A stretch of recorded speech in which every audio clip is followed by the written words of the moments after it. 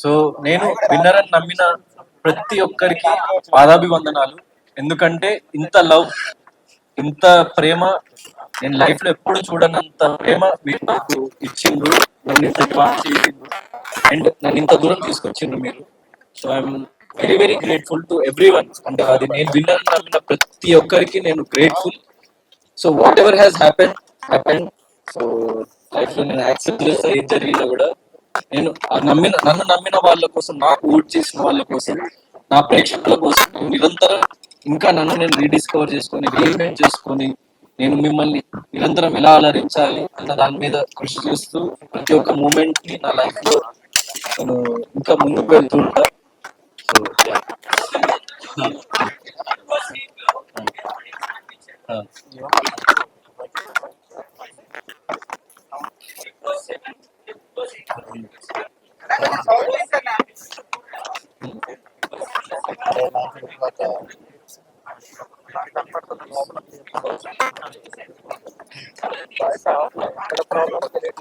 అంటే like one thing season 7 కి season 8 కి డిఫరెన్స్ ఏంటంటే, సీజన్ 7 లో నేను ఇంకా లైఫ్ ని గానీ లేకపోతే జనాల్ని గానీ ఇంకా అంత క్షుణ్ణంగా చూడలేదు నేను.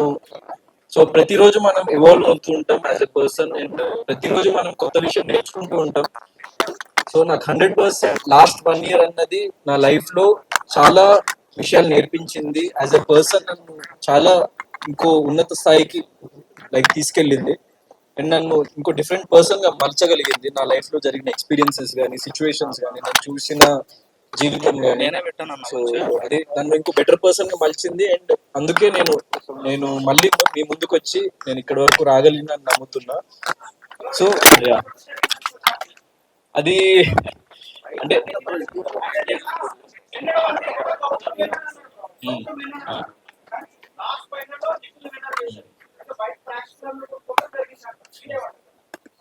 సో బ్యాక్ ఎండ్ లో ఏం జరిగింది అన్న విషయం 100% నాకు తెలియదు. నేను ఏం జరిగింది అన్న విషయం నాకు తెలియదు. సో దాని గురించి నేను పర్టికులర్ గా అదే లైక్ నేను కూడా సారీ ఏంటండి. సో అదే నేను చెప్పినట్టు ఏం జరిగినా నేను బిగ్ బాస్ కి వెళ్ళిన ఏకైక రీజన్ ఏంటంటే నేను ప్రేక్షకులకి దగ్గర అవ్వాలి, ప్రేక్షకులకి చేరువవ్వాలి. సో నా ఆట తీరు కానీ, నేను ఎంచుకున్న మార్గం కానీ, నేను ఏంటో చూపించాలి, నేను దృఢంగా నిలబడాలి అని వెళ్ళిన. సో ఇంత హ్యూజ్ రెస్పాన్స్ వచ్చింది. సో ఏం జరిగింది అన్న విషయం జరిగిపోయింది. సో అది ఎవరేమన్నా కూడా మార్చలేం మనము. So whatever has happened నేను దానికి ఏం చింతించట్లేదు.